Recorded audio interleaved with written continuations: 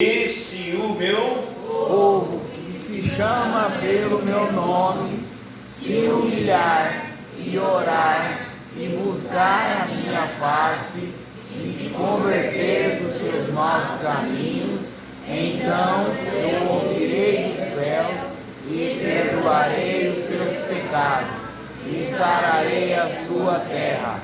Amém? Amém. Pai, nós estamos aqui, pedimos que o Senhor nos ilumine e nos agracie com a tua palavra. Usa o teu servo, Pai. Orienta-nos aqui nesta noite, porque, Senhor, nada sou, apenas um instrumento nas tuas mãos. Não sou melhor do que os meus irmãos que aqui estão nesta noite. E eu preciso da tua misericórdia e da graça do teu Espírito Santo, revelando aqui a tua palavra a nós nessa noite. Em nome de Jesus, concede-me entender a tua vontade para transmitir aos teus filhos, em nome de Jesus, em nome de Jesus. E todos concordem dizendo amém. Glória a Deus. Glória a Deus. Irmãos, às vezes a gente tem vontade de pregar a palavra, mas não se prepara. Eu tive o meu primeiro pastor, ele já faleceu. Teria a minha idade, 1 ano a mais, 1 ano a menos, 2 anos, talvez até a menos do que eu. O camarada era sábio, profundo na palavra. E eu me converti com ele. E eu metia a cara na Bíblia com força. E no primeiro ano ele me deu 2 oportunidades para ministrar, uma de 10 minutos e uma de 20 minutos. Depois dele veio um pastor da Inglaterra, que já estava no Brasil há muito tempo e falava meio enrolado, mas compreensivo o inglês. Esse foi meu pastor por uns 2 anos. Pensa num cara linha dura, não tinha meio termo. O primeiro pastor meu também. Nós fomos fazer uma compra de madeira e compramos a madeira. E depois nós passamos numa outra serraria, eu achei a madeira mais barata. Eu falei, pastor, vamos comprar aqui. E eu volto lá e falo isso para ele. O pastor olhou para mim assim e falou, Deus não aprova mentira. Eu estava doando mais da metade da madeira. Ele falou, meu irmão, onde tem mentira, Deus não está. Eu não sabia que cor que eu era mais naquela hora, tanta vergonha. Ouvi na lata o que eu precisava aprender. Então eu fui doutrinado por homens sérios, né? E esse pastor Lee, um dia na noite da Santa Ceia, ele disse assim, eu não vou tomar a ceia. Eu e a minha mulher discutimos antes de sair de casa. Não me vejo digno de tomar a Santa Ceia. Ministrou a igreja, ministrou a ceia, mas não tomou a ceia. Então, irmãos, eu tive assim uns doutrinadores que eles não alisavam o couro de ninguém. Eu acho que eu tenho um pouco disso na minha vida, porque foram 7 anos e meio debaixo da mão desses homens. E tive outros depois desses 2. Agora, o que eu aprendo? Que ou a gente leva a coisa a sério, ou a vida não dá certo. Não vai. E Deus, Ele não está aprovando a nossa conduta porque nós estamos tendo mais dinheiro. Porque o dinheiro, Deus já fala da avareza, da ganância, entende? Da soberba.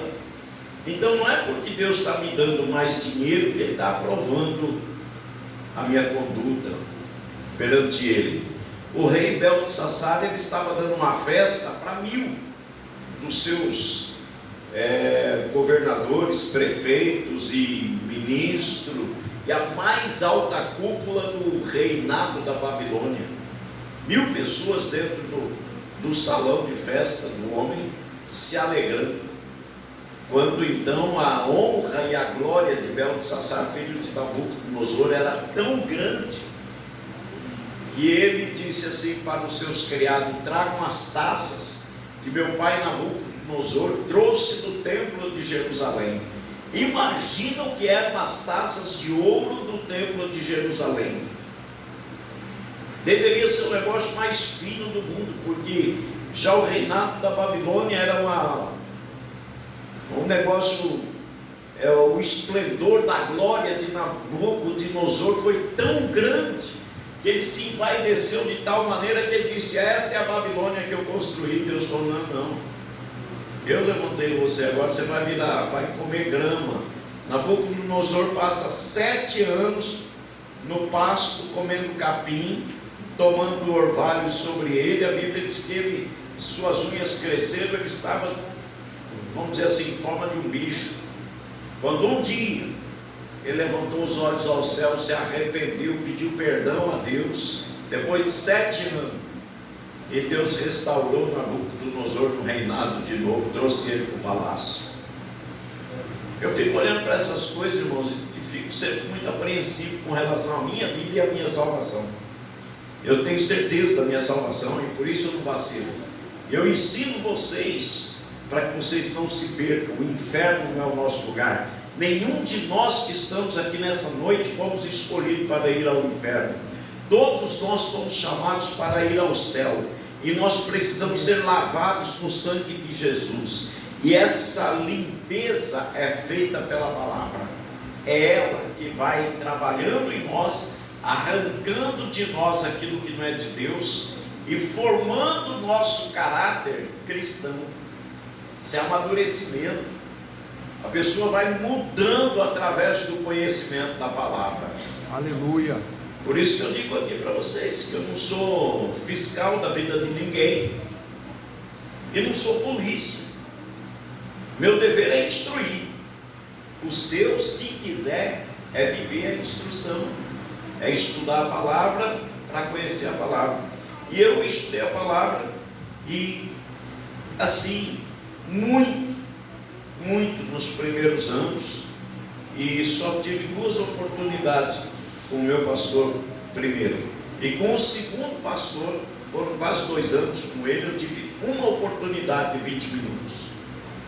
E quando eu terminei de pregar, de ministrar essas oportunidades, assim, é que eu faço aqui, dou uma oportunidade. O povo dizia para mim assim: o senhor vai ser pastor? Irmão, o senhor vai ser pastor? Eu falei: Deus me livre de ser pastor, eu tenho um mercado, eu quero ter mais um. Deus me livre de ser pastor. Eu vi a vida brava que meus pastores levavam. Teve uma noite, a irmã tesoureira da igreja estava encrencada com o pastor lá por nada, por causa, ela estava implicada com os filhos do pastor. Na verdade foi isso. E o pastor pregando e ela cantando, como se fosse a igreja lá. Não é muito diferente dessa aqui não. Como está ali o Leandro, mais ou menos ali ela estava sentada, e ela, o culto inteiro,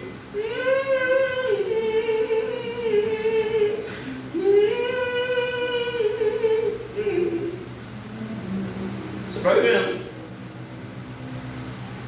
E aquilo lá mesmo, vou falar para vocês, eu fiquei olhando, pensando, falei: eu não posso ser pastor, porque se eu fosse pastor, eu descia e ia lá e fazer ela engolir aquele canto dela. Eu nunca vou ser pastor. Eu não sou pastor porque eu quero, irmãos. Eu sou pastor porque eu fui chamado. Então, muitas vezes a gente faz a vontade de Deus, e não é porque a gente quer, é porque a gente é obediente. Aprende algumas coisas disso que eu estou falando aqui e tenta mudar você. Para de querer mudar os outros. Muda você.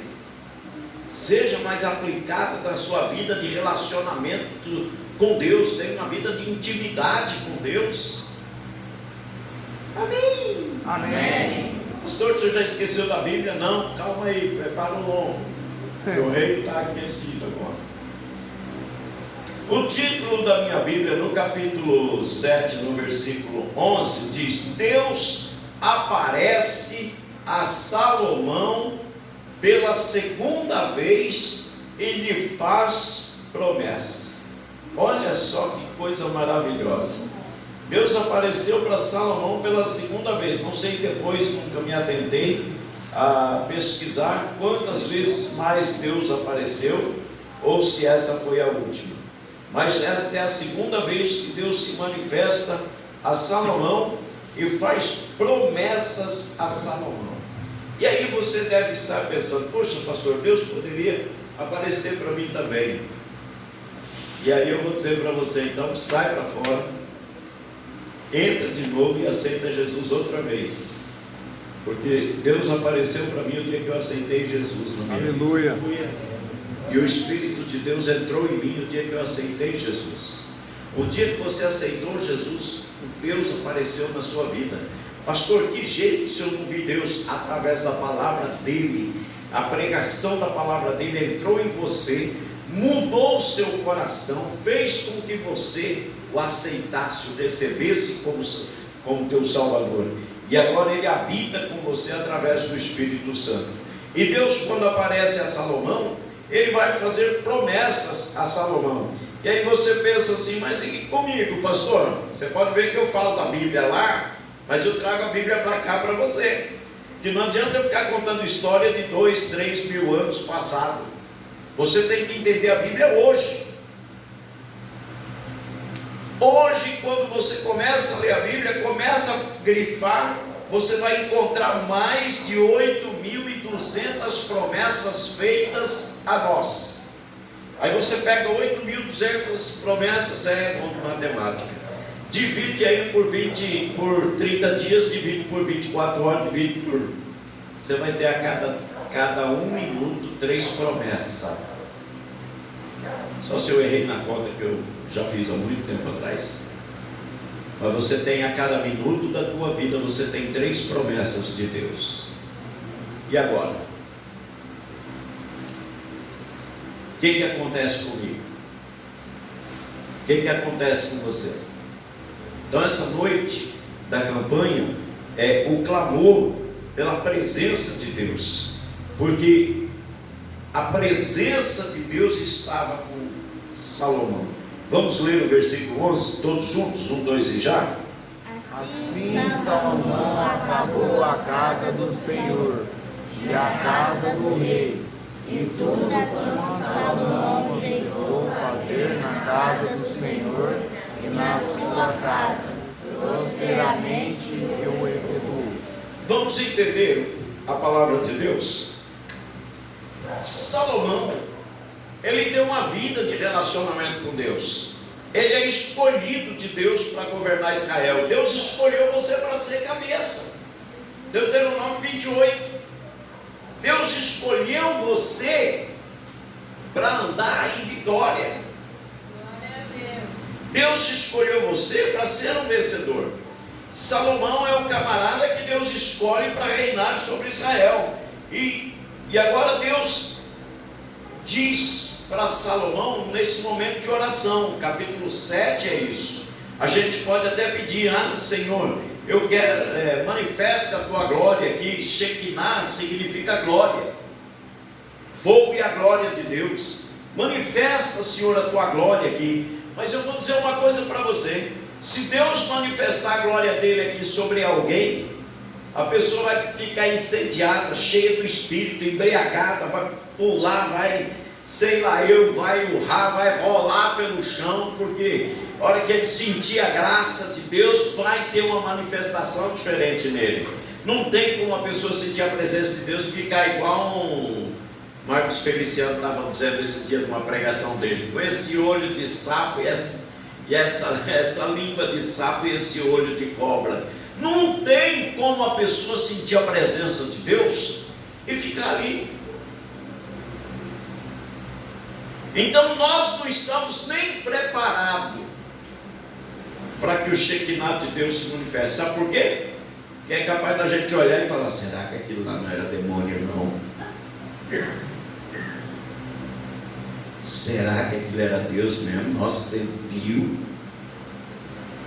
Eu estou falando para vocês porque eu já participei de um seminário Andando no Poder com um pastor que trabalhou junto com David Robertson e Benny Hinn lá nos Estados Unidos, o pastor Irineu Grubert. E nesse dia, quem está ministrando nessa hora é o David Keelan. E o David Keelan está ministrando uma palavra e dedilhando o violão assim com muita calma. E o Espírito de Deus começou a descer dentro daquele auditório da Toledo com 300 pessoas. E eu só pedi a Deus para não deixar eu cair porque eu queria ver o que Deus ia fazer ali. Eu vi pessoas cheias do Espírito Santo, rodando, sair do meio das cadeiras, rodando, louvando a Deus, falando em mistério, cantando em mistério. Subi 10 degraus de escada, de olhos fechados, e a parte de cima do palco, do auditório da Toledo, deveria caber assim umas 50 pessoas, aquilo estava lotado, pessoas dançando no Espírito e louvando em cima da escada, e não cair, mulheres com salto desse tamanho. E aí, como é que você me explica isso? Deveria ter umas 200 pessoas entre as que estavam embriagadas pelo Espírito e as que estavam caídas no chão, falando em língua. A esposa de um pastor conhecido meu da igreja presbiteriana cristã e de Presidente Prudente, ela deu um grito, ela estava perto de mim assim, ela deu um grito e caiu para trás assim, em cima das cadeiras. Ela ficou a metade da coluna na cadeira e a outra metade para baixo assim, e começou a falar em mistério, e o marido dela do lado, de vez em quando ele dava uma olhada, e acho que ele pensava, já era, estou viúvo. E a mulher ali, naquela posição, eu acho que ela ficou uns 20 minutos ou mais. Terminou o evento, quando Deus cessou aquele mover ali dentro. Eu nunca contei isso aqui, estou contando para vocês aprenderem um pouquinho. Quando Deus cessou aquele mover ali dentro, voltou cada um para o seu lugar, um chorando, outro falando em línguas, e se acomodou cada um no seu lugar. Foi um negócio assim, ninguém deu ordem, ninguém deu comando, nada para parar. Deus foi cessando e as pessoas foram voltando e sentando ali. Então, irmãos, Salomão é esse camarada que está orando para consagrar o templo. Aprende a orar e consagrar a tua casa. Consagre tua vida ao Senhor todos os dias. Agora, a coisa linda disso aqui é assim Salomão acabou a casa do Senhor e a casa do rei. E tudo quanto Salomão intentou fazer na casa do Senhor e na sua casa, prosperamente efetuou. Sabe o que nós vemos aqui? Que a vida de Salomão, ela era próspera, porque ele tinha uma vida com Deus. Deus aparecia a ele, se comunicava com ele, e aí a gente fica pensando, nossa, que maravilha. E o Espírito Santo, onde está hoje? A Bíblia diz que no Pentecoste ele desceu como línguas repartidas, e todos foram cheios do Espírito Santo, e todos falavam em línguas. E a partir daí o Espírito é dado a toda a terra, no caso a igreja de Jesus Cristo. E onde está o Espírito Santo em nós? Cadê as revelações do Espírito? Parece que o Espírito de Deus não fala mais com os crentes. E eu vou dizer por que não fala. Porque os crentes não falam mais com Deus. Além de não ter vida de jejum, não tem vida de oração, não tem vida com a palavra. Não basta ler a palavra, tem que entender a palavra. O dom do conhecimento é um dos 9 dons do Espírito Santo concedido à igreja. Está lá em 1 Coríntios, no capítulo 12 ou 13, por ali. 13 é o do amor. É no 12, é no 14, você vai encontrar isso. Você precisa clamar a Deus pelo dom do conhecimento, porque quando você bater o olho na palavra, Deus vai revelar a palavra para você. Ou vocês acham que eu sou algum bambambam quando eu chego aqui, prego mensagens, e você sai daqui assim, falando, nossa, pastor, hoje, pastor, nada, irmãos, é o Espírito de Deus na minha vida. Agora, ai, que eu comece a vacilar, eu me torno um murcho, igual muita gente que não tem nada para dar. Se eu mandar pregar, desmaia. Se eu chegar e está aqui o microfone, hoje você prega, chama fulano, morre, sai, capaz de sair correndo. Por quê? Porque a gente não tem relacionamento com Deus, está vivendo pela misericórdia. Isso é errado, porque a nossa vida é assim. Olha bem, se eu tenho relacionamento com Deus, eu tenho a promessa de Cristo, que tudo Buscar em primeiro lugar o reino do céu e a sua retidão, a justiça, e todas as demais coisas vos serão acrescentadas. As coisas são acrescentadas, Nayara. Agora a gente precisa correr atrás das coisas todo dia, feito um louco, desesperado, fazendo conta, buscando isso, buscando aquilo. Por quê? A gente faz o caminho errado, faz o caminho inverso, anda na contramão dia de frente com a carreta para ver o que vai acontecer. Ela vai te arrebentar, vai te atropelar. Nós aqui, muitos de nós, estamos ou já fomos arrebentados pela vida porque andamos na contramão. O conhecimento é que abre a nossa visão. Por isso que Deus fala em Oséias 4:6, conhecereis a verdade.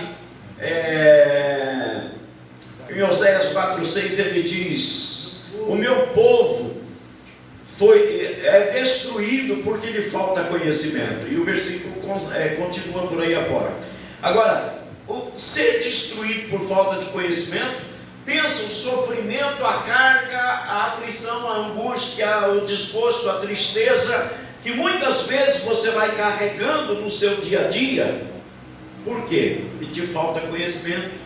Às vezes tem pessoas que falam para mim assim: pastor, eu preciso ir lá na sua casa para o senhor orar por mim. Estou precisando de uma oração. Vai. Porque talvez você não está precisando de uma oração, você está precisando de um conselho.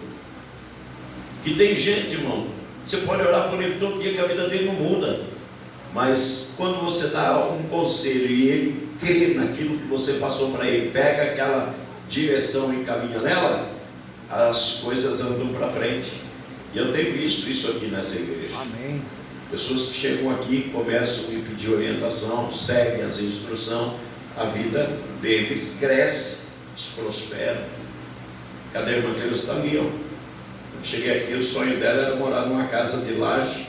Morou 30 anos numa casa que era de madeira, coberta de forrada de forro, né, presbítero Júlio? Buscando a Deus. Vinha aqui, tirava 120 cadeiras para fora dessa igreja, sozinha. Lavava toda essa igreja, toda semana. Aí era chão, era vermelhão, né, minha querida? E ela passava cera e passava escovão. Trabalhou para Deus, com um sonho no coração. Um dia Deus faz uma reviravolta, e hoje, olha o presente que Deus pôs nas mãos do presbítero Júlio da Mateus. Pastor, mas foi assim de presente? Foi não. Algumas vezes eu fui lá orar no calor da pega, como diz o caipira. O presbítero Júlio estava lá escorrendo água, trepado em cima de laje, batendo massa, assentando tijolo. E ela mora hoje na casa do sonho dela. Louvado seja Deus. Então, o que nós precisamos entender, irmãos? Que às vezes nós vivemos uma vida do me dá que eu quero, e Deus está esperando que nós nos ofereçamos a Ele. E aí Salomão, a Bíblia diz que ele, tudo quanto intentou fazer na casa do Senhor e na sua casa, que foi a casa do rei, ele era o rei, prosperamente efetuou.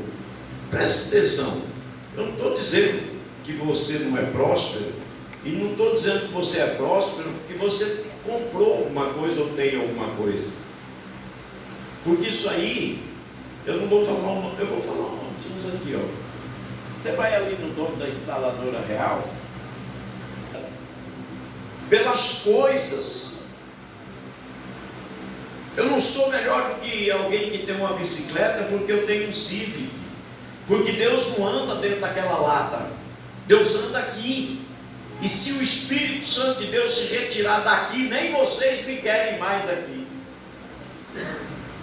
Então nós precisamos entender que a vida de relacionamento com Deus faz com que a vida nossa prospere, as coisas caminham para frente, os sonhos são realizados. Salmo capítulo 1, versículo 3, na última parte, diz: em tudo que puser a sua mão prosperará. Tem que prosperar o que você faz. Se fritar amendoinzinho salgado e for vender lá na praça, vai vender e vai ganhar dinheiro vendendo amendoinzinho. Por quê? Porque viu Deus através de Cristo. Quando você levantou a mão, anda no Espírito. Capítulo 1 de Coríntios, primeira carta de Coríntios, capítulo 1, ou é na segunda carta, no capítulo 3, no versículo 16, olha que Deus vai falar para nós, que coisa linda. Não sabeis vós que sois o templo do Espírito Santo e Deus habita em vós? Aí Paulo ele fala isso para os coríntios. Lá em Romano ele fala isso e fala, se é que o Espírito Santo habita em vós. Sabe por quê? Porque às vezes a gente está, irmãos, igual alcatra no balcão do açougue, mais gelado do que colchão mole pendurado no balcão. Não tem intimidade com a palavra, não tem intimidade com a oração. Provérbios capítulo 28, versículo 9, o Senhor diz assim, gente, eu falei que eu não ia pregar, mas até minhas forças melhoraram, e vocês vão ouvir o que Deus tem para entregar aqui essa noite, porque eu não vou ser omisso não. Vamos até 9h30 se for o caso. Agora, preste atenção, Provérbios 28, 9, a Bíblia diz que aquele que deixa a palavra de lado, a sua oração é insuportável. Pastor, eu não concordo com isso, porque Deus tem respondido minhas orações. Claro que responde, gente. Um dos frutos do Espírito Santo é a longanimidade. A Bíblia diz que Deus é longo conosco. Ele tem paciência e misericórdia em abundância da nossa vida, porque Ele compreende que nós somos falhos, desobedientes, tanto que quando Deus tinha decidido acabar com o povo lá no deserto, Ele disse para Moisés, o homem é mau desde a sua criação. Então Deus sabe quem nós somos, e uma das maiores maldades que nós cometemos é desprezar a vida de relacionamento com Deus e andar enfincado na vida de relacionamento com as coisas. É uma angústia em prol de ter dinheiro para poder pagar a conta, para sobreviver, para comprar alguma coisa, para fazer uma coisa, para ter outra coisa, mas o maior desprezo é dado a Deus. Por isso, eles não podem servir a Deus e a mamão. Ou seja, não tem como ter uma vida de relacionamento com Deus e uma vida de relacionamento com as coisas, se Deus não for o Senhor da nossa vida. A gente acaba, como diz a palavra, amando um e desprezando o outro. Então nós precisamos nos conscientizar que quanto mais perto de Deus estivermos, mais a gente vai caminhar melhor. Aleluia. Tudo vai ser melhor em nossa vida. Glória a Deus. Solange, é um esforço contínuo. Não tem como decidir hoje, começar amanhã e parar na outra semana. Agora olha o versículo 12, vamos correr? Não sei para onde, meu irmão. 12, 1, 2, 3 e já, amados. E o Senhor apareceu de noite a Salomão e disse, ouvi a tua oração e escolhi para mim este lugar, para dar o sacrifício. Apareceu de noite a Salomão e disse, ouvi tua oração, escolhi este lugar para a casa de sacrifício. Irmãos, Deus ouve a tua oração. Glória a Deus. Você já foi escolhido por Deus. Jesus fala em João capítulo 15, versículo 16, olha bem, eu leio o texto com vocês. Isso aconteceu lá naquele dia, já se passaram tantos anos, e eu tenho que trazer vocês para a realidade de hoje. Jesus disse em João 15, 16, não vos escolheste vós a mim, mas eu vos escolhi a vós, para que vades, frutifiquem, a fim de que tudo quanto pedirmos ao Pai em meu nome, Ele vos conceda. Ou seja, Deus escolheu a mim, Deus escolheu você. Se nós procedermos de uma forma agradável a Deus, produzindo frutos para Deus, tudo que nós pedimos a Deus em nome de Jesus, Ele concede. Concede ou não concede, irmã Cleusa? Foi 30 anos mesmo?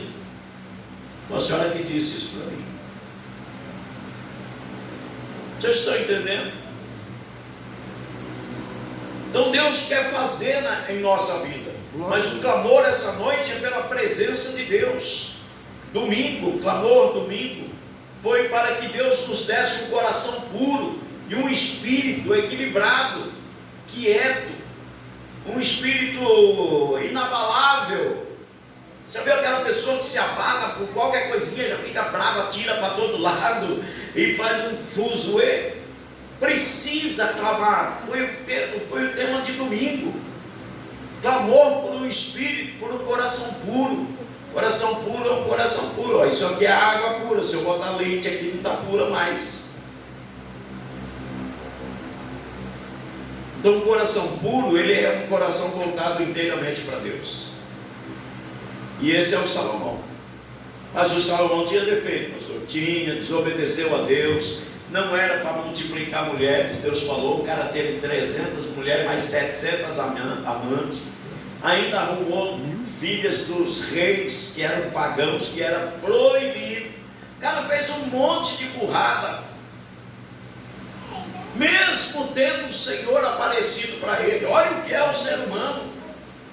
Por isso que no fim da vida, ele vai escrever Eclesiastes quando ele está velho. Aí ele está refletindo, e ele começa a dizer, tudo é vaidade, ou seja, tudo é passageiro, é coisa enganosa. Aí Salomão está refletindo sobre a vida dele. Há uns camaradas que dizem que Salomão perdeu a salvação, e tem outros que dizem que não. Eu particularmente, lendo Eclesiastes, eu acredito que Salomão foi salvo, porque ali é um homem idoso, velho, arrependido, refletindo sobre o seu passado e colocando aquilo que era passageiro, que era momentâneo, que ele tanto valorizou, como algo sem valor. Será que você não tem valorizado muito coisas que são sem valor, é só momentâneo?